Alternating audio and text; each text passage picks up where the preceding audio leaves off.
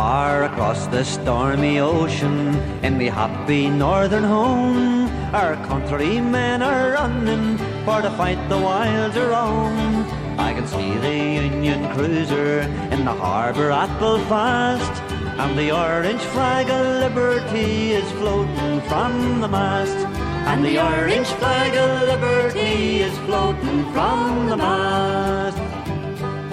Felton, Castle Dawson, Machara and Tobermore are as eager for the conflict as the wearing days of yore, where the foul Limavady men loyal to the throne, and the cry of bold defiance could be heard in Portglenone, and the cry of bold defiance could be heard in Portglenone.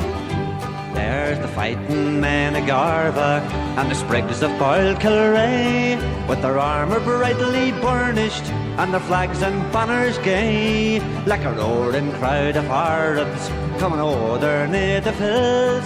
'Twas heard in Knockadooey, Ballymoney and Bushmills. 'Twas heard in Knockadooey, Ballymoney and Bushmills.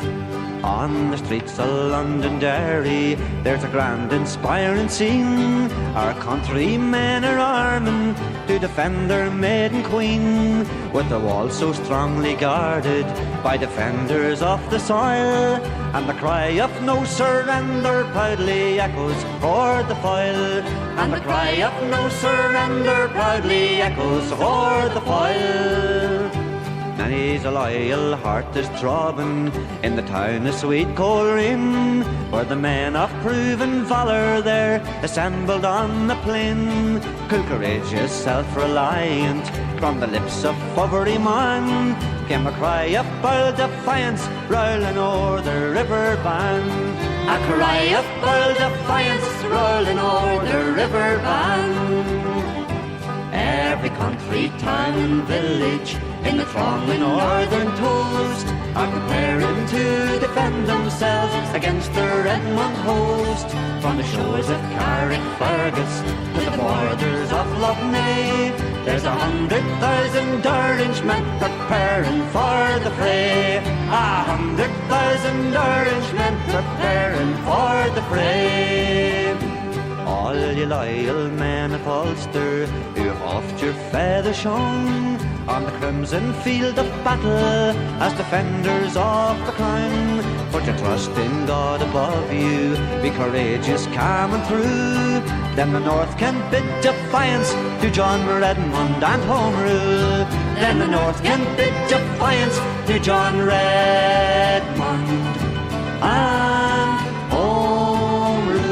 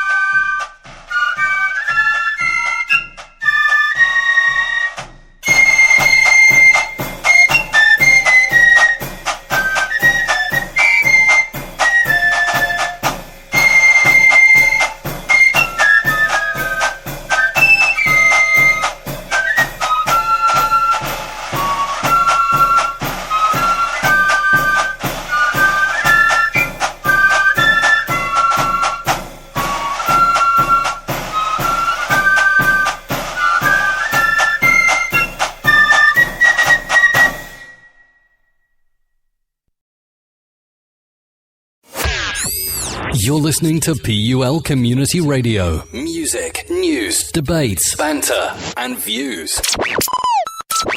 PUL Community Radio. Putting the unity back in community. Evening, folks. It's Val. I'm your DJ this evening on PUL Community Radio. Get yourselves along and into our wee chat box. Post up your requests. I'll have a wee look. If I've got them, I might play them. You can use all sorts of means of getting in touch with us. We have the Facebook page. Hopefully we'll have our Skype up and running fairly soon as well. Just post up. We'll get them played. Thanks.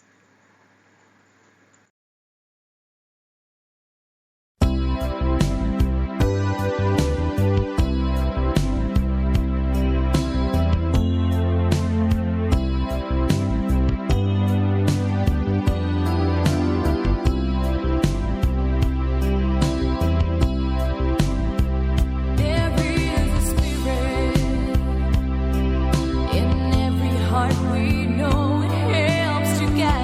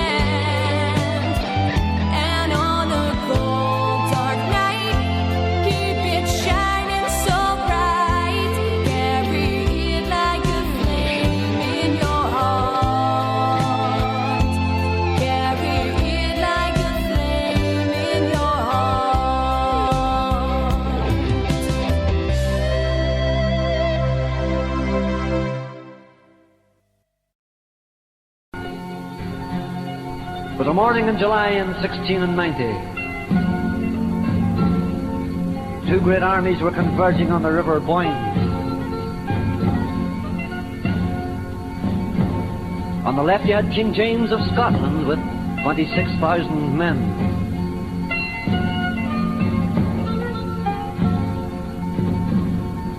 James arrived at the Boyne first and set up his great tents and cannons, and he waited.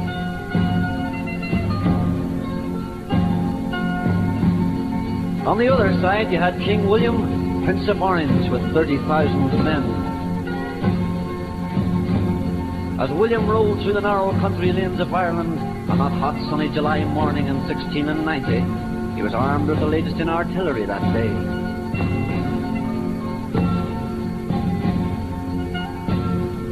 Finally, William too arrived at the Boyne and set up camp and prepared to do battle.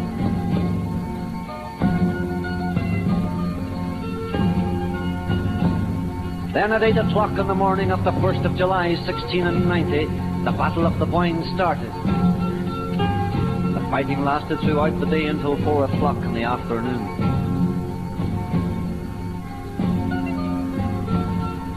"1,500 men were killed on that day. James fled the battlefield and William, Prince of Orange, was victorious.